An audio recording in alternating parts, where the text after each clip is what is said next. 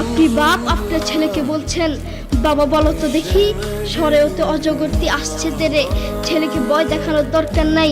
আপনি আপনার ছেলেকে এগুলা কেন শিখাচ্ছেন? আপনি আপনার ছেলেকে শিখাবেন, বাবা বলো তো দেখি সরেও তো অজু করে নামাজ পড়ি। একদিকে ইসলাম শিখবে আর একদিকে বাক্য শিখবে।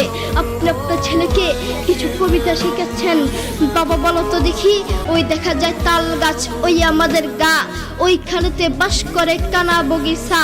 ও বগিতি খাস কি পান্তা ভাত চাষ কি, পান্তা আমি পাই না পুঁটি মাছ, পান্তা আমি খাই না পুঁটি মাছ পাই না।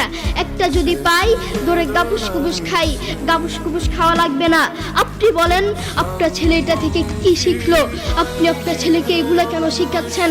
আপনি আপনার ছেলেকে বলবেন, বাবা বলো তো দেখি ওই দেখা যায় কবর, ওই আমাদের ঘর, ওইখানেতে থাকতে হবে অনেকটা বছর। ও কবর তুই চাস কি, নেককার লোক পাস কি, নেককার লোক পাই না। একটা যদি পাই ধরে জান্নাতে ঢুকে, ঠিক কিনা?